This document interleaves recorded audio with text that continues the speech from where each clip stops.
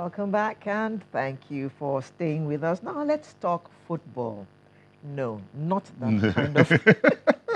No, we're not talking about Lionel Messi and them lot. We're We're talking. talking about homegrown football. The Channel's International Kids Cup, which is in its 11th season.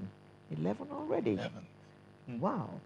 The Channel's International Kids Cup season 11 is in its last legs. Well, it's on its last legs. And players are fighting hard to get their schools into the final round. I hear that we are now into the semi-finals. Wow. And I remember we interviewed uh, the sports correspondent last year, and he was telling us how countries were willing to send their students to take part, and we was looking, well, it was meant to be a national thing, but since they're all loving it and wanting to come in, there's the possibility of us expanding. Yeah. And I see that a Ghanaian team played this year. They were there last year as well. Well, a member of the Lagos State Football Association and member of the technical committee of the Channels International Kids Club is here with us, Mr. Mojid Ade. Mindi. Yes, please. Good morning and thank you for joining us. Good morning, viewers. Thanks for having me. You must have been having a ball from what I saw on TV yesterday and this morning. Definitely, I think Chinese Kids Cup, first of all, is the first of its kind, and this is exactly what we expect a lot of people to do. I think kudos must go to Channels chairman and Channels as a body for bringing this initiative up. I mean, the last 11 years, and for the fact that that actually lasted for 11 years is kind of a success story on its own, because we have a lot of competitions that actually started like that, and maybe after 4 seasons or 5 editions, it goes off, the air. But that the thing is up to 11th. I think kudos must go to Channels and also the Lagos State Football Association. But one thing is, if anybody tries to be on that pitch just for maybe 5 minutes, you will really love what is happening, because you see these children at their prime, through ages, and again, with education in tune, it's not just football. Okay. Yeah. Okay. The journey. Yes, I know that to get to this final stage, they all started from the prelims, their How many teams started? 16 for the international. We have 2 international teams. That is Benin Republic and Ghana. Were the 2 teams were not there last year? It was just Benin that came last year, right? It was both of them that were there last year. But different schools or the same schools? Different schools. Okay. Because the truth of the matter is that a lot of schools over there in the country haven't seen the Chinese kids' life and the fun around it. Every school was now jostling to say, yes, we're the one that's going to come, we're the one that's going to come. But again, there was a mini tournament amongst them in the different countries before these schools actually emerged to actually come for this competition. So one school from each country? Country, yes, please. Okay. Are there any plans to allow, I'm sure Togo is also looking at it, and maybe other countries around us? Yeah, definitely. It's just the school calendar that we're still looking at. They have a different calendar. Yes, it was still, some of them are not the same as ours, and same with the Togo. French calendar. The French calendar, Yes. you understand? So, Yes. I mean, if not for that, this year, Togo actually indicated they actually wanted to come, but they're eager to come, but I think exams among some of their children actually prevented them from coming. Okay, as a member of the technical team, can you tell us about the technicalities involved in the game and the prospects you see in these young talents? Oh, the prospect is fantastic. It's 100%. Because you see, the joy of watching these kids and play at that age, very raw talent, it's just the thing in them that is actually showcasing right now. And with the exposure of the Chinese Kids Cup and the mixture, they're coming together with other people from other spheres, they also, gain a lot from that. And we can tell you that the success story of Channels is gone there. One of the success stories, actually, the present captain of the under 17 actually passed through the Chinese Kids Cup. You understand? So basically, It's we have yielding results already. yeah, results already. Yeah, you know, and we have a couple of them that actually through the Chinese Kids Cup gotten scholarships from secondary schools. You know, to say, oh, who is that young man that played for this school? Oh, can we get him a scholarship in our school? Yeah. The case in question is when Afolabi, you know, was about a 7-year-old, 8-year-old at that time, and today is in one of the most expensive private schools in the country. So today is semi-final day, right? So what are we expecting to see today? Wow, it's going to be very explosive because even yesterday at the quarterfinals, it was a very interesting, very interesting games, and two of those matches yesterday actually were settled through penalty kicks, and that is just to tell the viewers again, we have only one foreign country left, which is Benin Republic. Ghana was actually knocked out yesterday after giving a very stiff fight. Yeah, I think I watched a bit of that game. Yeah, it was really very. It was like we cannot come all the way from Ghana here and just get knocked out like that. So that mentality and everything. So basically, today's matches are going to be very explosive. I mean, we have like traditional football states in the country. We have Delta. Actually in the semi-final, we have Rivers in the semi-final. We have Benin Republic in the semi-final. There's only foreign country left in the semi-final. So basically, what we're going to see today is just going to be very good football. Very good football. Because the four of them actually deserve to be there. Because technically, they are balanced, all of them, and I mean, they deserve to be there. Again, I like to talk about the children. I also noticed that the center referee is more or less a child. Yes, basically, you see, the idea from we being technical partners to Chinese Kids Cup is actually because we're trying to, what Chinese Kids Cup is trying to do is actually what we're trying to do from our end. Because we find out that now we have a lot of kids that actually want to be referees. They don't want to be footballers. We have a lot of kids that actually be coaches. They don't want to play football. They just want to be coaches. We found out that. So what we now do is, yes, these children too that wants to be referees, they've started the training. I mean, like that one on the screen there now. Yes, yes. He's actually a secondary school student as well. So basically, we say, okay, they go through the basic training. Is an RIT, referee in training. From referee in training, they get to grade 3, grade 2, grade 1, and all that. So he come into Premier League, they get to FIFA. Basically, he has one more step for him now to get to grade 3. So that is, then he'll be able to blow to officiate our national leagues. Like one of the youngest FIFA referee we had before, Bimpe Kodri, was actually discovered like this. And today is the FIFA batch referee. As of 2 years ago, he was the youngest Nigerian FIFA batch referee. So basically, yes, Chinese Kids Cup, I mean, kudos to them. I mean, we're able to get an avenue to actually introduce these young lads as well, to officiate the matches. So, from what you've seen, how have they handled the refereeing of the officiating of the game? It's been balanced and very fantastic. We've been very impressed. As of today, we never had any complaint from any team so far. I mean, from 16 teams to 4 teams. And let me also quickly say this. We also have FIFA badge referees by the stands, whereby at every point in time, at intervals, if they do their corrections and all that. But again, we have not actually seen any, in this competition. The referees have been very up and doing. When you brought them in, were you not worried that, seeing that they are about the same height with those playing, wouldn't the other ones want to I was supposed to be a free kick. I did not get that free kick. Why are you doing this? No. That didn't actually happen. Why that didn't happen is that, you see, these referees were very firm. You see, that usually happens. Even with the adult referees, if you're not firm, for example, you're calling a corner kick, at the same time that you're sounding your whistle, you are supposed to actually make a sign. A gesture. Like, okay, yes, it's a penalty immediately.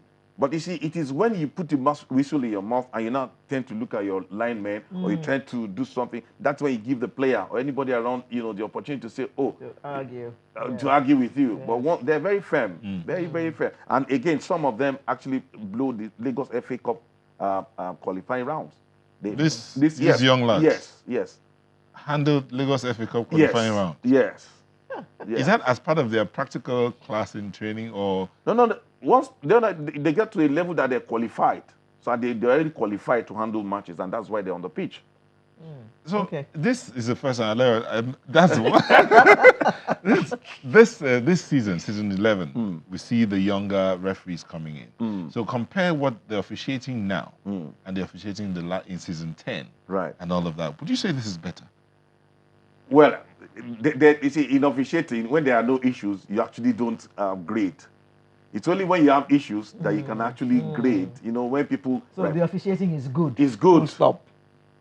Very, very good. Very impressed. In fact, even it's not only the officiating is good, they also teach the kids, because sometimes, I mean, they tell the coaches after the games, the technical committee call the coaches and tell them these are the faults, something you need to teach these children and everything. So, for example, some of them, maybe like season 6 or 7, we found out that a lot of these kids cannot actually make throws without committing a foul.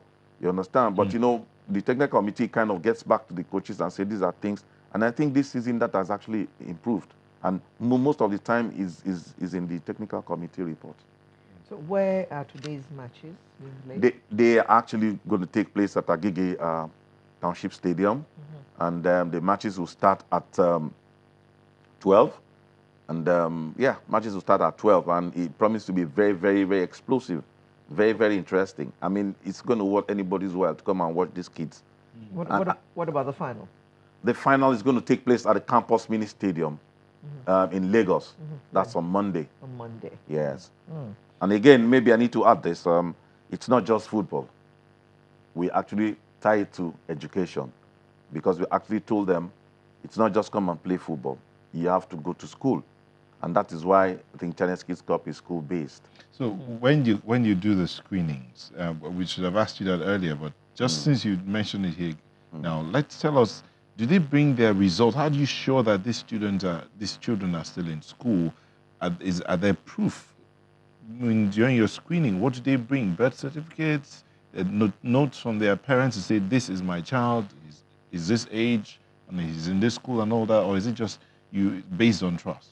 Yeah, but first of all, when we started, this is a journey of 11 years. I mean, there were teething periods when we started. There were teething periods that we were not able to. This question he asked me, we were just going back and forth on how to do it. But I think by season 5 or 6, we got it right. Now, today, also, we need to say kudos to Subeb, the people in charge of the children. I mean, every state has a Subeb, and there's a national one. What actually happens now is that after as a state universal basic education board. So what we now do is, if you're qualified from a particular state, you actually hand over to Subeb. So they go through and do the screening. Please just hold your thought. We'll go on a quick break. We'll come back. You tidy up on this. Join us again. Welcome back. We're still talking the Channels International Kids Cup. And even though Mujid Adegbindin has been talking about how exciting it's been, well, somebody else just came in while we were on break, and he was at the pitch there about setting things up. So he's coming to tell us, Austin Okonakpan, Channel Television Sports Correspondent and member of Main Organizing Committee. Thank you for joining us. Thank you, Neil. Good morning, Alera. Good morning. Yeah. Mujid has gotten us. Alera is about to wear her football boots now. Oh, yes. Did you see that celebration just now? Yeah.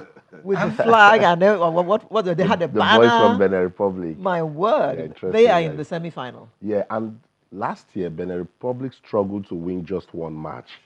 They came back this year. They have just one boy that can really speak English. His name is Christian. He's their star player.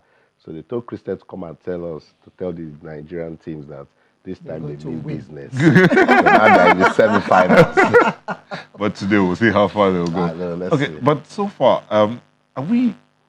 would you say that the target, because I do know that every year the main organizing committee sets itself a higher target every year. So would you say this year you met or you're meeting that target? All day, every day. You know, the visionary, Mr. John Momo, is taking this competition one step at a time. So this year we look at what we've achieved, and then the following year we say we're going to achieve this. For instance, we really wanted it to be 3 teams.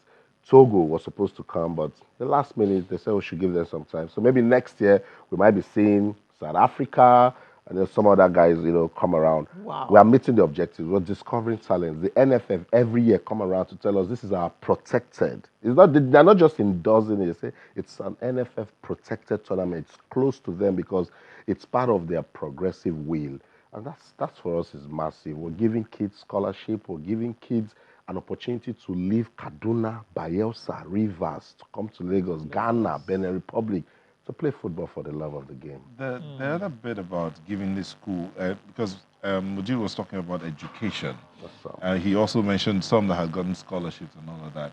Are some of these children being taken into the academies from here? Okay, so for channels television and our vision is first to expose them. By the time we want to start saying, okay, let's work with scouts and this one and this academy, and the win at all costs to come into it. And at that level, don't put because contracts problems and all of that. But yes, some of them after they see them at the channels International Kids Cup, academies even call them. Their parents, if they have the money, they carry say, on from yeah, there. they say, oh, let's continue. We've seen you on TV, like Afolabi Yusuf that he mentioned, played at the Channels Kids Cup. His school didn't even make it to the main competition. It was at the Lagos event he was discovered, got 2 scholarships to go to either St. Gregory's College or Green Spring. And today, he's not just involved in Green Springs as a footballer. I went to their mini marathon and he was running and he won his category. So it's all round development that we're Even the giving. prefect. And you need to hear him speak now. It's a transformation. This was a boy that was at Ansar Usman at Lagos Island School, came to our competition and his life has changed. And he is also a model that we're using to tell people that you must not play at the final to win. Yes. Just competing at any level as a child, if you've got Yes. talent that people can see it, you're already a winner. It's beautiful. So, Wow. you were saying something about the children from Benin that came with a present. Yeah. Basically, you see, the Benin team was the last one that came actually told them one basic thing they said when they got back to Benin was that, come on, that we had 3 square meals every day.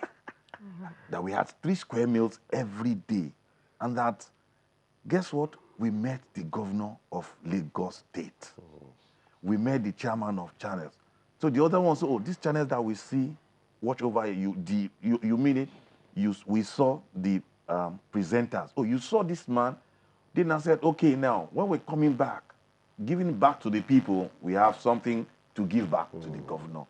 So they actually brought a present, the Benin team, for the governor for this season, which they hope to present, whether they get to the final or not.